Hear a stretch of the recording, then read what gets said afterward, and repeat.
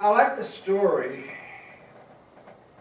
of the young woman who wanted to go to college, but her heart sank when she read the question on the application that asked, "Are you a leader?" Being both honest and conscientious, she wrote no and returned the application expecting the worst. To her surprise, she received a letter from the college. "Dear applicant, a study of the application forms reveals that this year's college entrance class has 1,452 new leaders. We are accepting you because we feel it is imperative that they have at least one follower."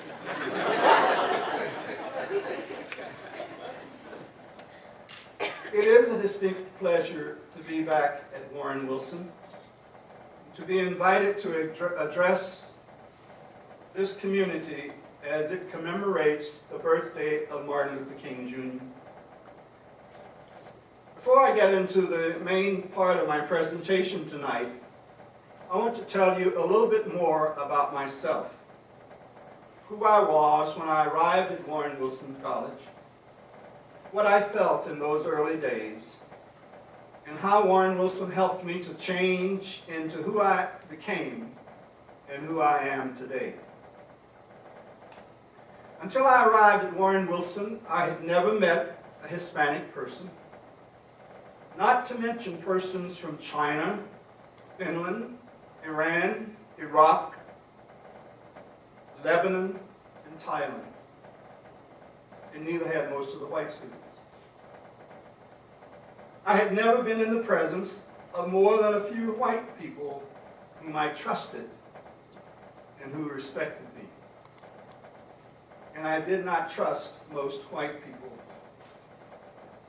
So at first I was not very comfortable at Warren Wilson College. But because of the nurture of my parents, my family, and Boggs Academy, the Presbyterian boarding school from which I graduated in Burke County, Georgia, I was very comfortable with myself. I arrived at Warren Wilson a farm boy, and I was immediately assigned to the piggery. At first I thought it was demeaning until I discovered a white farm boy from Henryville, Indiana, had the same assignment as I had. For the first few weeks at Warren Wilson, I wondered why I did not have a roommate like the other boys in Sunderland.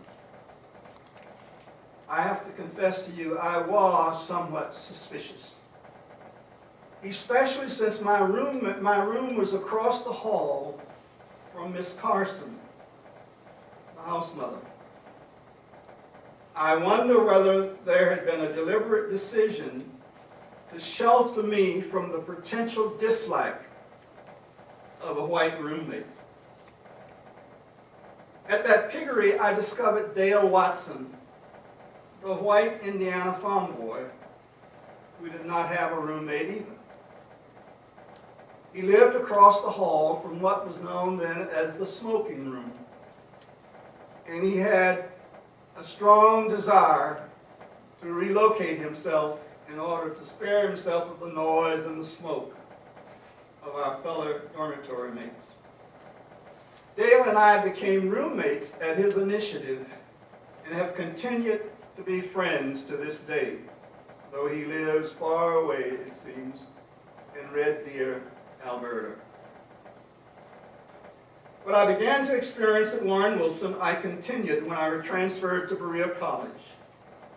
Namely, that God has made of one blood all nations, races, and creeds. That in every race there are some good people, and there are some people who are not so good. For the first time in my life, I experienced at Warren Wilson College white people who treated me like a human being. I realize now that I have spent my entire life, working in one manner or another to make God's justice a reality for all people. And yet, we still have a long way to go. I will take hope and courage, however, on the part of your generation, you who are students, and those who follow you, to achieve justice in America. Some of our nation's past has been dark, but with hope and courage, the future can be brighter. In the early 1950s, it took courage for Arthur Bannerman and Henry Jensen to lead Warren Wilson to enroll African American students when no other undergraduate college in North Carolina had done so.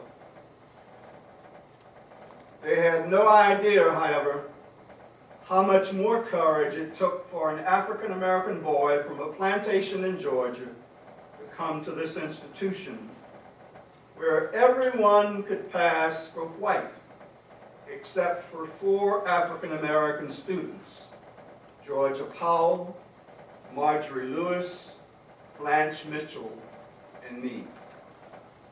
It was more hope than courage, however, that brought me to Warren Wilson in September of 1954. I dreamed of a college education, but I had no money. I wonder if I could get into Warren Wilson today if I came and didn't have any money. And neither did my parents, who had worked all their life in the fields of a plantation. Warren Wilson's work program, which seemed rather nasty at the time, even the piggery, however, was not unfamiliar to me given my background. All of you know the name of Alma Shipley, who was the first African American to enroll at Warren Wilson in 1952. The University of North Carolina's first African American students were admitted by court order to the law school in 1951. The first 3 African American undergraduates enrolled in the fall of 1955.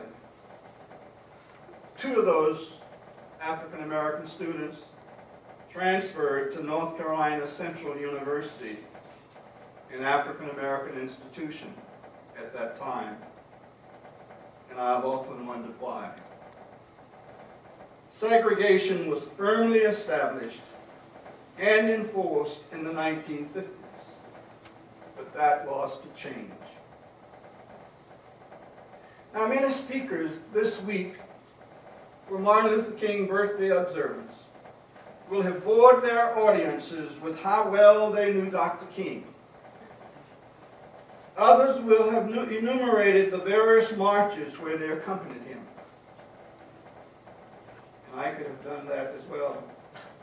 Still others will have made lengthy quotes from his speeches and writings, and others will talk about Dr. King's dream. While I will share a few quotes from Dr. King and refer to his dream, I will not theorize about what Dr. King would do if he were alive today. For one thing, he would be 86 years old. The challenge for us today is not what would Dr. King do. The challenge for us today instead is what are we doing about the conditions Dr. King gave his life to change? Poverty, hatred, and injustice in our society. And this challenge is not asking you to take on the whole world, or even the nation or the state. You can start right here at Warren Wilson, in the dormitories, in the classrooms, in the library, in the cafeteria, and the work program. You can begin by examining your own attitudes toward persons of a different race, faith, gender, or sexual orientation. And you can challenge those same negative attitudes in your fellow students and classmates. First, the condition of poverty in our society. In 2014, there were 46 million Americans living below the poverty level. This happened in the wealthiest nation in the world. At the same time, it is reported that 95% of the income gains between 2009 and 2012 went to the wealthiest 1% of the population. In New York City, for an example, the wealthiest 1% earned a third of the entire city's personal income, almost twice the proportion for the rest of the nation. Go to any city in the United States, and you will find thousands of homeless people sleeping on the streets. There is not enough affordable housing to accommodate those in need. A fact of homelessness in the United States is that this nation no longer seeks to provide housing for the most needy of our population. A most startling fact is that not all the homeless are without jobs. Many work full-time but do not earn enough at minimum wage to be able to find affordable housing. And in December 2014, there were 2.8 million people unemployed. If you don't have employment, you can't afford housing. You can't afford an adequate education for your children. And you certainly can't afford adequate health care. Hatred. With the election of President Barack Obama in 2008, some people assumed that his election ushered in a post-racial era in America. Not so. Not in my lifetime has there been the kind of hatred, direct and indirect, toward a president as President Obama has received. Some people wonder why Republican legislators and others are so unrelenting in their attacks on President Obama. Frederick Douglass gave us the answer many years ago. How prophetic he was when he wrote, and I quote, "Though the colored man is no longer subject to barter and sale, he is surrounded by an adverse settlement which fetters all of his movements. In his downward course, he meets with no resistance, but his course upward is resented and resisted at every step in his progress. If he comes in ignorance and rags and wretchedness, he conforms to the popular belief of his character. And in that character he is welcome. But if he shall come as a gentleman, a scholar, a statesman, he is hailed as a contradiction to the national faith concerning his race. And his coming is resented as imprudent. And in one case, he may provoke contempt and derision, but in the other, he is an affront to pride and provokes malice." These words, brothers and sisters, were written 129 years ago. Mississippi State Senator Hank Sanders, writing to Charles Barkley, former NBA player, who thinks slavery was not so bad, has said this, and I quote, "The only way the enslaver could square the terrible treatment of their slaves with their Christian belief was to see slaves as less than human. Therefore, they could proudly place such beautiful words in the Declaration of Independence and the U.S. Constitution with impunity, such as, 'We hold these truths to be self-evident, that all men are created equal, that they are endowed by their Creator with certain inalienable rights, that among these are life, liberty, and the pursuit of happiness.'" To the framers of the Constitution, State Senator Sanders goes on to say, "African Americans were not human, so these beautiful words did not apply. Even as the U.S. Constitution designated the African American as 3/5 of a person. That's why white terrorists, in and out of uniform, can kill African Americans with no qualm of conscience. The legacy of being less human lingers with us to this day. Blacks' lives are worth less than white lives. Some of those organized in the 1963 March on Washington wondered in the early hours of that day if anybody would come. Of course, we know they came. They arrived by bus, by train, by car. They bicycled from Ohio. They hitchhiked from Alabama. They walked from Brooklyn. And it is said that one man roller skated from Chicago.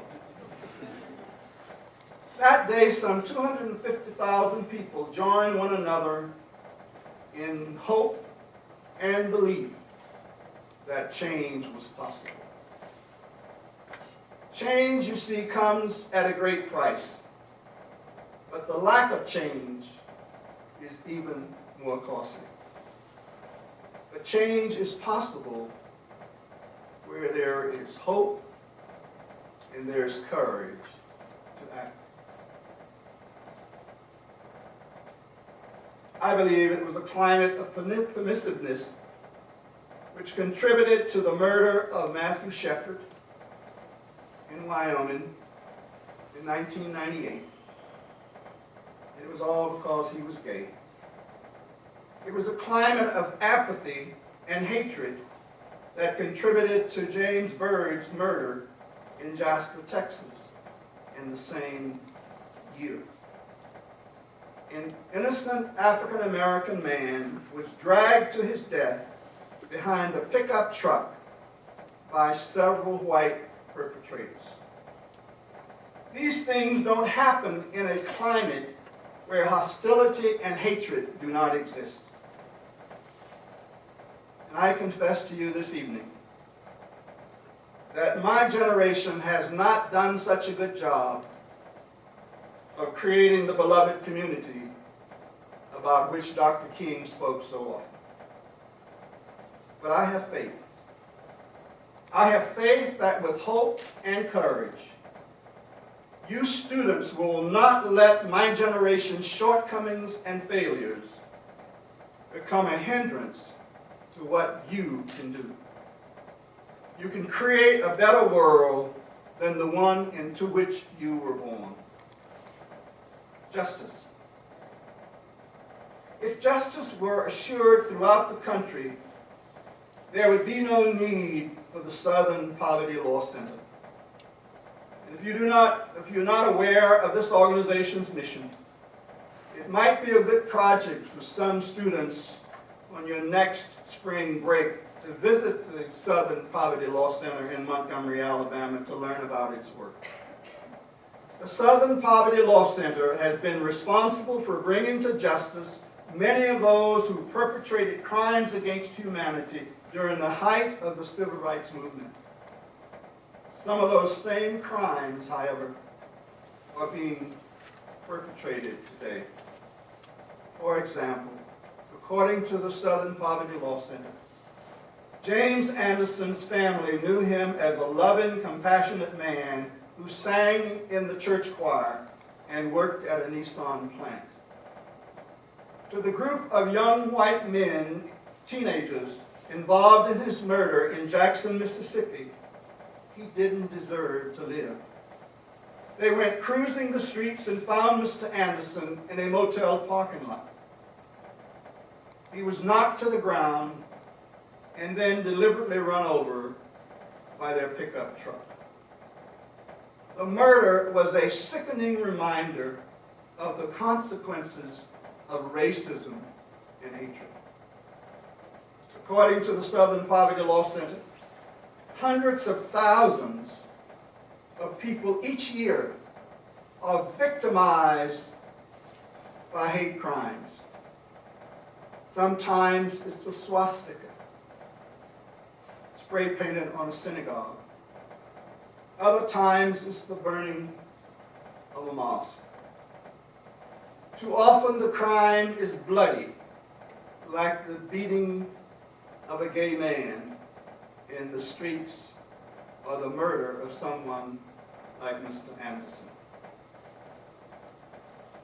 Again, Frederick Douglass. He had a profound understanding of hatred and injustice. And if you've never read anything by Frederick Douglass, I commend you to his writings. He wrote, and I quote, "Where justice is denied, poverty is enforced. Where ignorance prevails, and where anyone is made to feel that society is an agonizing conspiracy to oppress, rob, and degrade them, neither persons nor property will be safe." End of the quote.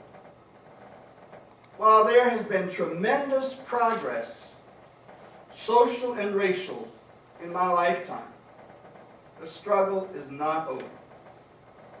I continue my own struggle for racial and social justice for all people, knowing that the world that I care about and dream about is a world that I probably will not live to see.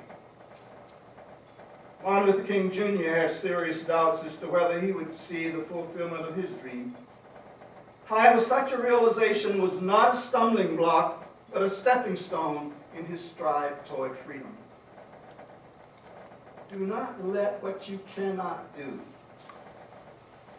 interfere with what you can do.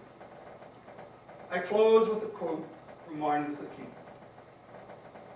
"Whatever career you may choose for yourself, doctor, lawyer, teacher, artist, scientist, let me propose an avocation to be pursued along with it. An avocation to become a dedicated fighter for civil rights, human rights. Make it a central part of your life, not a leisure time activity. It will make you a better doctor, a better lawyer, a better teacher, a better artist. It will enrich your spirit as nothing else possibly can. It will give you that rare sense of nobility that can only spring from love and selflessly helping your fellow man or woman. Make a career of humanity. Commit yourself to the noble struggle for human rights. You will make a greater person of yourself, a greater nation of your country, and a finer world to live in." Thank you very much.